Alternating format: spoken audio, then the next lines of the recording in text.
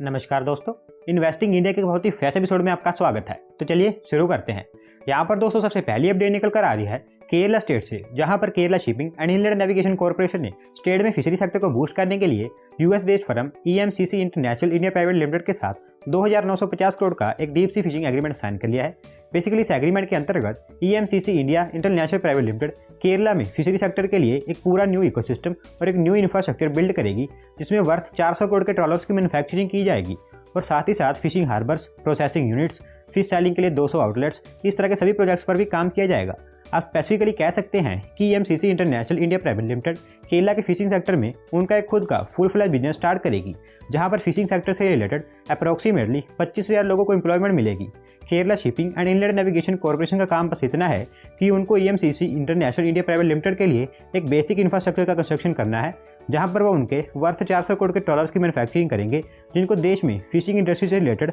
Fisher focus को rent पर और सेल भी किया जाएगा। यहाँ पर दोस्तों अगली अपडेट निकल कर आ रही है सेंट्रल गवर्नमेंट की तरफ से, जहाँ पर सेंट्रल गवर्नमेंट की तरफ से डिसाइड किया गया है कि गवर्नमेंट के आत्मनिर्भर भारत मिशन को बूस्ट करने के लिए उनकी तरफ से देश में 3 मैन्युफैक्चरिंग जोन्स को सेटअप किया जाने वाला है, जहाँ पर power and renewable energy related products and equipments की मैन्युफैक्चरिंग की जाएगी। ये तीनों मैन्युफैक्चरिंग जोन्स देश के अलग अलग स्टेट्स में सेटअप किए जाएंगे, जहाँ पर power and renewable energy related new technologies, critical components, basic raw material, critical spares and power products and equipments की मैन्युफैक्चरिंग की जाएगी, ताकि power and renewable energy sector से रिलेटेड प्रोडक्ट्स एंड इक्विपमेंट्स के इंपोर्ट पर से डिपेंडेंसी को कम किया जा सके। इन तीनों मैन्युफैक्चरिंग जोन्स को सेटअप करने के लिए सेंट्रल गवर्नमेंट ने बजट में 1500 करोड़ का फाइनेंशियल आउटले सामने रखा है। बेसिकली जैसा कि आप जानती हैं कि इंडियन इंडस्ट्री की energy requirement and energy demand बहुत तेजी से ग्रो होती जा रही है, और हाल ही में गवर्नमेंट ने अनाउंस किया था कि इंडियन इंडस्ट्री की डिमांड को कैटर करने के लिए 2022 तक गवर्नमेंट की तरफ से 1.75 लाख करोड़ की मेजर इन्वेस्टमेंट की जाएगी, और उसी के अंतर्गत इन तीनों मैन्युफैक्चरिंग जोन्स को भी सेटअप किया जाएगा। यहाँ पर दोस्तों अगली अपडेट निकल कर आ रही है भगवान राम जी के द्वारा रामेश्वरम के पाम्बर आइलैंड से श्रीलंका के मन्नार आइलैंड तक बनाए गए राम सेतु को लेकर। बेसिकली जैसा कि आप जानती हैं कि राम सेतु की एग्जिस्टिंग डेट को लेकर अलग अलग साइंटिस्ट, आर्कियोलॉजिस्ट और हिस्टोरियंस अपनी अपनी स्टडीज बताते हैं, लेकिन किसी को भी राम सेतु की एग्जिस्टिंग डेट के बारे में एग्जैक्ट नहीं पता है। तो ऐसे में आर्कियोलॉजिकल सर्वे ऑफ इंडिया ने इस रहस्य को जानने के लिए एक अंडर वाटर एक्सप्लोरेशन प्रोजेक्ट को अप्रूवल दे दी थी, जिसके बारे में मैंने आपको पहले ही बता दिया था। लेकिन अब union culture and tourism minister Prahlad Singh Patel ji के द्वारा ये क्लियर कर दिया गया है कि आर्कियोलॉजिकल सर्वे ऑफ इंडिया के द्वारा अप्रूव किए गए राम सेतु एग्जिस्टिंग प्रोजेक्ट को ऑलरेडी इंप्लीमेंट कर दिया गया है, जिसके अंतर्गत उन्होंने देश में 6 इन्वेस्टिगेशन सर्कल्स को भी सेटअप कर दिया है, जो देश में राम सेतु के अलावा इस तरह के और भी रहस्यमय जगह पर साइंटिफिक स्टडी एंड रिसर्च करेंगे। तो इस राम सेतु एक्सप्लोरेशन प्रोजेक्ट पर पिछले साल अक्टूबर 2020 में काम स्टार्ट कर दिया गया है, और सितंबर 2021 तक इस पर सभी तरह की इन्वेस्टिगेशंस कर ली जाएंगी, जिसके बाद फिर इस पर फर्दर काम किया जाएगा। तो दोस्तों देखते हैं कि आने वाले समय में हमें राम सेतु से रिलेटेड क्या रहस्य जानने को मिलते हैं। यहाँ पर दोस्तों अगली अपडेट निकल कर आ रही है महाराष्ट्र स्टेट से, जहाँ पर सेंट्रल गवर्नमेंट की तरफ से नागपुर मेट्रो के फेज 2 और नासिक मेट्रो नियो के लिए अप्रोक्सीमेटली 8,000 करोड़ रुपए एलोकेट कर दिए गए हैं, जिसमें से 5,976 करोड़ रुपए नागपुर मेट्रो के फेज 2 के लिए एलोकेट किए गए हैं, और बाकी 2,092 करोड़ रुपए नासिक मेट्रो नियो प्रोजेक्ट के लिए एलोकेट किए गए हैं। नागपुर मेट्रो के फेज 2 की टोटल लेंथ 48.3 किलोमीटर होगी, जिसमें 32 मेट्रो स्टेशन का निर्माण किया जाएगा, और ये फेज 2 नागपुर मेट्रो के फेज 1 का ही एक्सटेंशन होगा, जो नागपुर डिस्ट्रिक्ट के सभी रूरल पार्ट्स को कवर करेगा, और ये पूरा कॉरिडोर एलिवेटेड होगा, जिसमें 4 कॉरिडोर्स का निर्माण किया जाएगा। इसके अलावा नासिक मेट्रो नियो में 2 भी कॉरिडोर्स का निर्माण किया जाएगा, जिसकी टोटल लेंथ 32 किलोमीटर के आसपास होगी, और इस कॉरिडोर में 25 मेट्रो स्टेशन का निर्माण किया जाएगा। इन दोनों मेट्रो प्रोजेक्ट को Maharashtra metro rail corporation limited यानी कि महा मेट्रो के द्वारा एग्जीक्यूट किया जाएगा, जो करंटली पुणे मेट्रो का भी कंस्ट्रक्शन कर रही है। तो दोस्तों इस फंड के एलोकेट हो जाने के बाद हमें जल्दी इन दोनों मेट्रो प्रोजेक्ट्स पर काम स्टार्ट होता हुआ देखने को मिल सकता है।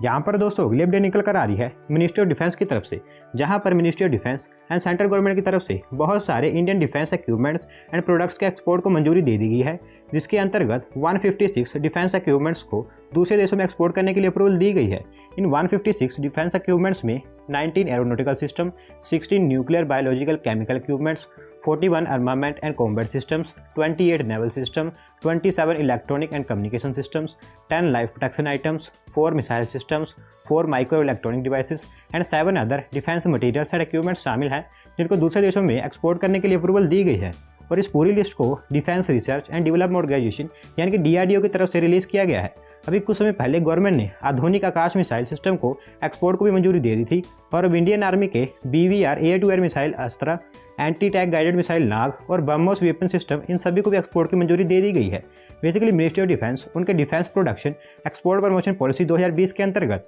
उनके डिफेंस इक्विपमेंट्स के एक्सपोर्ट को इंक्रीज और इन्हांस करके 2025 तक 35,000 करोड़ यानी कि $5 बिलियन तक के डिफेंस इक्विपमेंट्स को एक्सपोर्ट करना चाहती है, जिसके अंतर्गत गवर्नमेंट की तरफ से इन 156 डिफेंस इक्विपमेंट्स को एक्सपोर्ट करने की अप्रूवल दी गई है।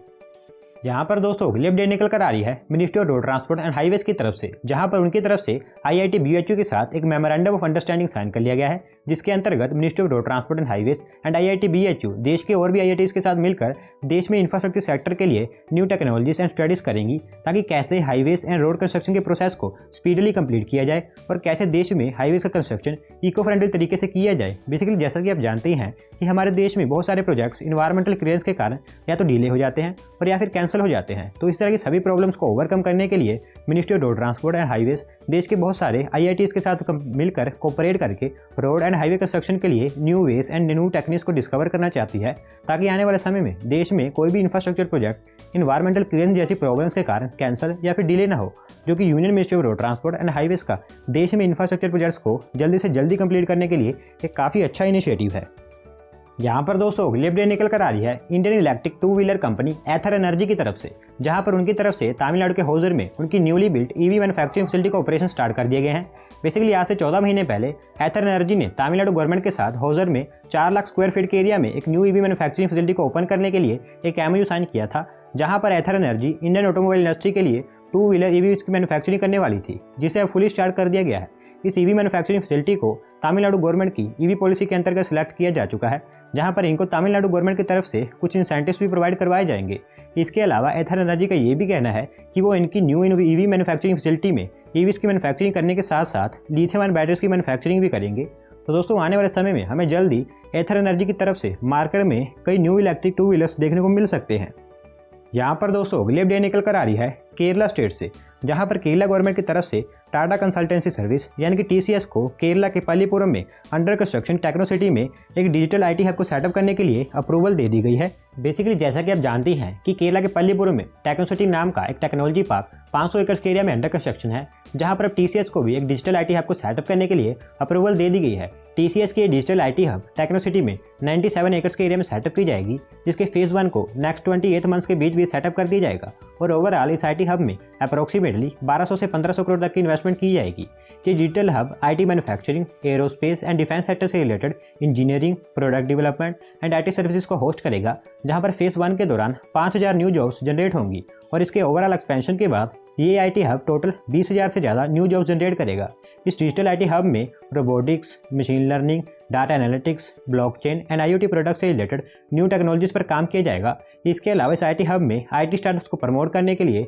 एक इंक्यूबेशन सेंटर भी सेटअप किया जाने वाला है। तो दोस्तों केरला की टेक्नो सिटी कैंपस में TCS जैसी रेप्यूटेड कंपनी के प्रेजेंस के कारण इस टेक्नोलॉजी पार्क में और भी IT कंपनीज की तरफ से लार्ज इन्वेस्टमेंट्स आने की उम्मीद है। ऐसी स्टेटमेंट केरला गवर्नमेंट की तरफ से निकल कर आ रही है। यहाँ पर दोस्तों अगली अपडेट निकल कर आ रही है कोल इंडिया लिमिटेड की तरफ से, जहाँ पर कोल इंडिया लिमिटेड ने Belarus based mining equipment manufacturer Belarus के साथ डंपर्स के प्रोक्योरमेंट के लिए एक एग्रीमेंट साइन कर लिया है। इस एग्रीमेंट के अंतर्गत कोल इंडिया लिमिटेड 240 टन कैपेसिटी वाले 96 डंपर्स को परचेज करेगी, जिसमें 2900 करोड़ का खर्च किया जाने वाला है, जो पूरी तरह से कोल इंडिया लिमिटेड के ओन फाइनेंस से फंड होगा। बेसिकली कोल इंडिया लिमिटेड के एंटायर कोल आउटपुट में से 95% कोल आउटपुट ओपन कास्ट माइन से आता है। तो ऐसे में इस तरह के हाई कैपेसिटी डंपर्स कोल इंडिया लिमिटेड के लिए ओपन कास्ट माइनिंग में काफ़ी बेनिफिशियल होने वाले हैं।